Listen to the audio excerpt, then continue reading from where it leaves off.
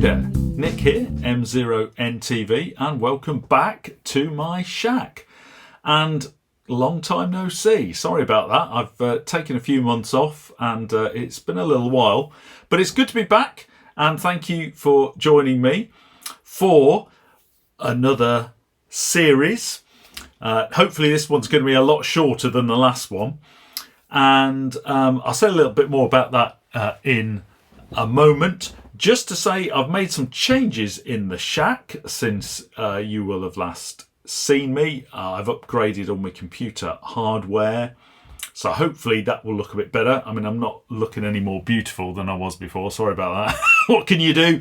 But I have got, at least you can see the wrinkles in full HD now. So I've got a better camera, and hopefully that will make things a bit easier. So what is the project going to be? Well, the project is going to be building another direct conversion receiver. Now, you might be thinking, particularly if you've followed the channel for a little while, why on earth would I want to build another direct conversion receiver? Well, I'm glad you asked. Here's why. So why should I bother building yet another direct conversion receiver is a fair question to ask. Well, I think it goes back to the fact that I like to build in a modular fashion. In other words, I like to break down large, complicated and complex projects into smaller bite-sized chunks that you can complete, you know, over a weekend or in an evening or whatever, but something that's smaller and more achievable. And if you can do that, you can build transceivers. I mean, that's what I do. I build transceivers just by breaking them down into smaller bite-sized chunks.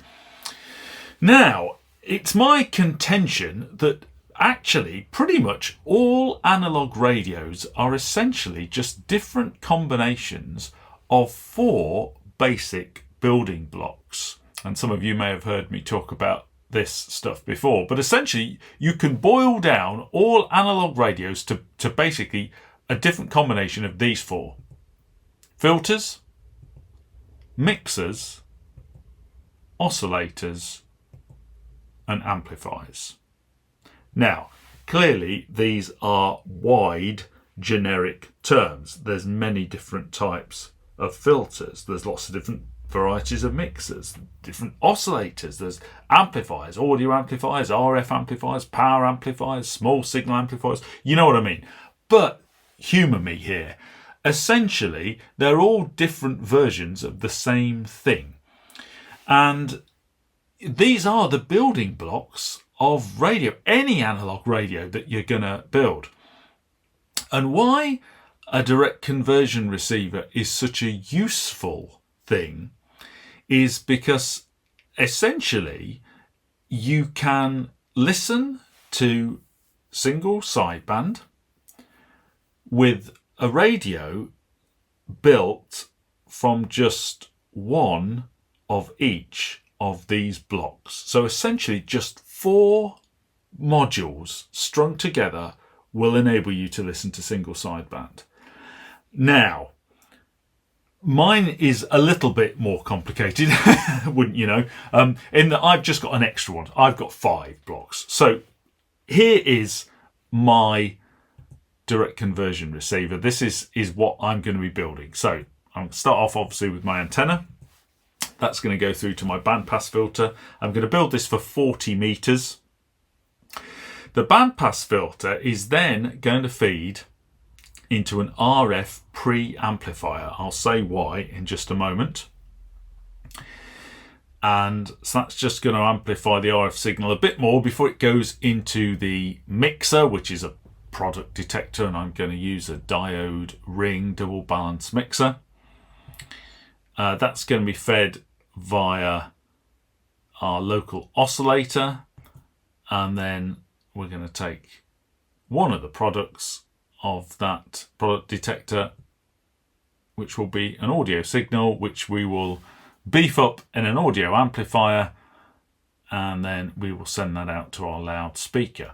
So that is the basic 5 stages of this direct conversion receiver. Now, the kind of optional one is this RF preamplifier, because it's quite possible to build a direct conversion receiver, particularly for 40 meters and for the lower HF bands, without that. The reason I put the RF preamp in is that I am using a passive product detector, a passive diode ring mixer that doesn't have any gain. In fact, it has loss. So if I didn't have the preamp in, the only gain in the system would be in the audio amplifier. Now, in a direct conversion receiver, the vast majority of gain is in the audio amplifier anyway, but it just means if I was using like an active mixer, then I would get a bit of gain there, so I wouldn't have to thrash the audio amplifier quite as much. But by having an RF preamp, it just means that the audio amp doesn't have to work quite as hard. It also improves the noise figure as well. So that's basically what I am going to be building. Now, onto the question of why. This is what it looks like, but I still haven't answered the question why. And really, there's two answers to this question. Well, the first reason that I'm building a direct conversion receiver are for the people perhaps who have joined the channel more recently, people perhaps who are at the beginning of their homebrew journey, and maybe they've seen some of my stuff before and think, well, yeah, this is great, but I'm nowhere near close to attempting to build a transceiver. And so the thing about building a direct conversion receiver is you get to build some real radio modules, stuff that you're going to have to build if you are going to go on one day and build a transceiver. But because it's a much simpler and smaller project, although you're going to get to build some real radio modules and put them together, it's not going to take as long. You're not going to have to wait as long to actually listen to single sideband on your radio. So it's a great way to start your journey. It's also something you can build upon. This is how I began my home brewing journey, with building a direct conversion receiver. I know it's something Bill, Mira and Dean Sauls, I know, are real keen advocates of this, and have taken this into a local school and got kids enthused with this stuff. And it's great because, as I said, you're building a real radio, but it's more achievable because it's not such a huge project. So I would really encourage people, if you've not done much home brewing before, particularly scratch building, then to give this a go, because it is something that is achievable and something that you're going to get a lot of pleasure out of, hopefully. So that's the first thing. It's for people that are are kind of newer to the home brewing scene. Strange enough, the second reason is for people who, like me, are a bit more long in the tooth with it and are fairly experienced in building it. So maybe you've built transceivers and more complicated radio projects before. And if you've built a few, as I have, you play around with different modules and designs and things and think, oh, that's really interesting. But the thing is, if you're playing around with, say, a mixer, a different design of a mixer, you don't want to have to wait until you've got all the rest of the transceiver and to plug in the mixer and see how it performs with everything else. Whereas with a direct conversion receiver, because you're dealing with real radio modules, but because it's simpler and smaller, you can kind of swap in and out different designs of these modules and instantly get some idea of the effect that they have, the difference it makes, and what it sounds like. So actually, it's a great test bed, I think, for some of these basic blocks. that we're going to be building here. So it's quite good fun. And once you've got a few of these modules, I mean, I can literally throw together a direct conversion receiver in 5 minutes or less, because I've got all these modules around and different ones I can try and do this, and that's the joy of it. So that's why I'm building it. I'm building it for the real beginners, and I'm building it for the more seasoned homebrewers who want to have a go at doing some different modules, as it were, or different kinds of these modules. I'm being a bit cagey here. You'll know why in just a minute. So what I'm going to do now is I'm just going to very quickly explain how it works. Now, I know this is not everybody's bag, and some of you have heard me talk about this before, in which case, if it doesn't float your boat, you can just zoom through this bit of the video. But, this is why I build radios, because I'm fascinated with how they work. So if you share my fascination with how this thing works, then stay tuned, because this is how a direct conversion receiver works, like this. Now, I did a talk at a local amateur radio society a few weeks ago, and I actually asked the question, not how many people there had built their own direct conversion receiver, but how many people had even listened to a direct conversion receiver. How many people had listened to single sideband on a direct conversion receiver? And about 2 people put their hands up, which was absolutely fascinating. Because if you haven't heard how a direct conversion receiver sounds, if you've come from, a phasing SDR or even a superhet kind of scenario, you're in for a big surprise, because it can sound pretty messy, particularly if it's a weekend and the band is busy, because you'll hear your signal, but you'll hear a whole load of other signals and other stuff cutting across it, and you think, what a mess, what's going on here? So I'm going to try and explain to you why that is the case. Even though all that is true, there's something wonderful about listening to a direct conversion receiver, particularly if the signals are a bit more spread out. They can sound absolutely great. But how does it work? Well, let's say we've got our product detector here. And let's imagine we've got an RF signal that we're listening to. And just to keep the maths a bit easy, let's say it's a 3 kilohertz single sideband, lower sideband signal between 7097 and 7100 kilohertz. Okay, so we're going to then set our local oscillator at 7100 kilohertz.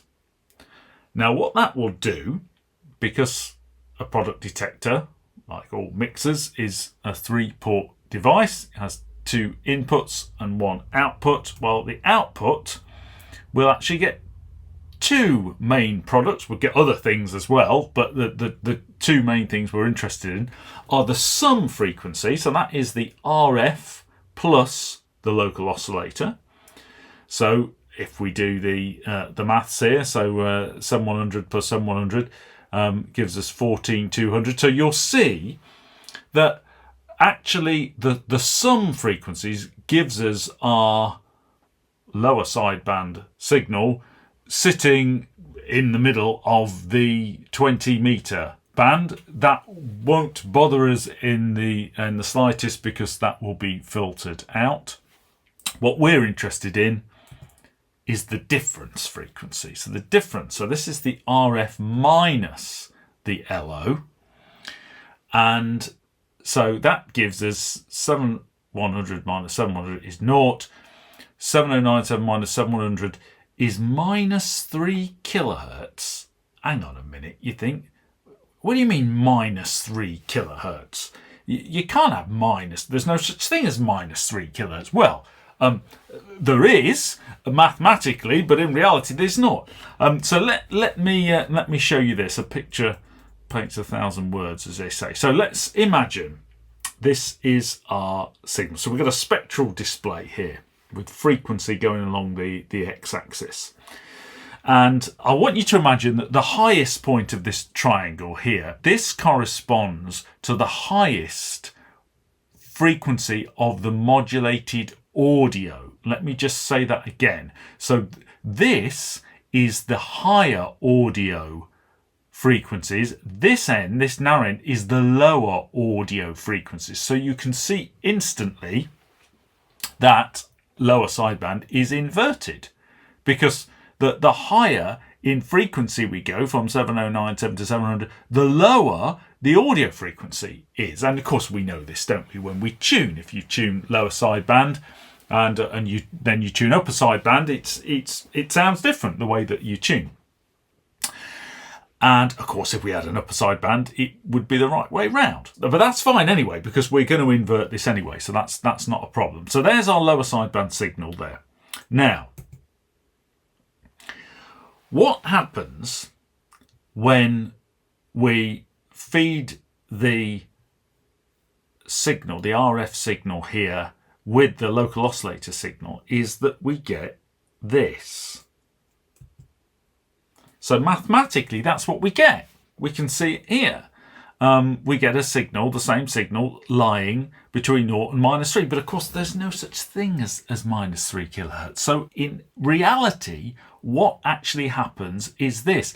The signal gets inverted. It folds around the DC point, we say. So, all right, get a load of this, and it goes, whoa, like that. And so it flips around. So, happy days. So now look at this now. So we've got an audio signal now, but look at this. It's now been, because it was inverted to start off with, we've inverted it again. So now it's lying the right way round. So we've got an audio signal lying between 0 and 3 kilohertz. Fantastic. What could possibly be wrong with the world? Well, the trouble is that a signal between 7097 and 7100 is not the only span of frequency that will mix down to give us a signal between 0 and 3. What I mean is, let's say, for instance, if we had an upper sideband signal lying there. Well, 7100 minus 7100 would be 0. 7103 minus 7100 is 3. So actually what would happen if there were an upper sideband signal 3 kilohertz above it, that would mix down, and because it's upper sideband, there's no spectral inversion, so that would mix down straight on top of it. But you say, who's going to be working upper sideband on 40 meters? Well, probably not many people. But probably what you will find, and particularly if it's a busy weekend and there's a contest on, then you will find there's another lower sideband signal, 3 kilohertz or less, above the signal you're listening to. But the same thing happens to that. Because it's in the upper sideband slot, that will mix down like that. So what you end up actually listening to is this dark green signal, the one you want to listen to, but what you also will hear over the top of it will be an inverted form of whatever is lying 3 kilohertz above your signal, which very often will be a lower sideband signal. So it'll sound like you're trying to listen to a signal and someone's working up a sideband right over the top of your signal. Now, there's nothing you can do about that. Blame physics. The only thing you can do, of course, is to convert your direct conversion receiver into a superhet, but that's a project for another day. And as I said, this is why this is such a great project, because you can adapt it and transform it into something different. But that's how it works. So just to give you a bit of a teaser then about what's going to be coming up in this series of videos. When it comes to the bandpass filter, I'm probably not going to go near that because I've done more videos on filters than it's ever probably healthy for any one person to do. So please go and check out some of my previous videos on bandpass filters, because whatever I do will be the same basically as I've done there. That's not to say that I'm never going to try a different bandpass filter, but for now I'm going to, stick with what I've done before. The audio amplifier, I probably will mention the audio amplifier, but essentially with that, I'm using a discarded one. I'm using, well, it's like half an audio amplifier. It's the kind of power section of the audio amplifier that was for another project, which never came to fruition. So I'm going to add an audio preamp to that and call that my audio amplifier. The mixer, again, I'm probably not going to mess around with the product detector. I'm going to use a passive diode ring mixer with the W7EL Roy Llewellyn little audio diplexer hanging on that. And so again, I've done covered all that in previous videos, and all about how to wind the trifilar balance and on all the rest of it. The two sections that I am interested in particularly are the two that I'm building fresh for this project. The first one is the RF preamplifier, because I wanted some RF preamplification, but I wanted an adjustable gain control, but not at the expense of stuffing up the input and output impedance, because this is the problem. When I've built RF amplifiers with variable gain before, it works, and yeah, you get variable gain, but every time you adjust it, you change the input impedance, which then changes the output impedance. So I wanted to keep, a good 50 ohms match. So I needed really something that was going to be termination insensitive, but giving me some variable gain. So it's Wes Hayward and Bob Kopsky to the rescue again on that one. And I'm going to be building something that I said I was going to build ages ago, and I've never got round to it, which is their version, which follows on from the very famous termination insensitive amplifier that I've built many times before. But this one kind of buffers a variable gain control. So it's the kind of thing you can actually put into an IF stage in a superhet or a transceiver, but I'm going to have a potentiometer and vary the gain that way. So yeah, going to be building that. That's really good.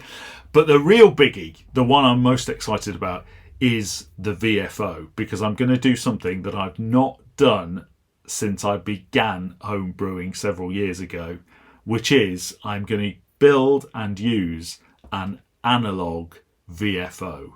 Bill Mira will be swinging from the chandeliers.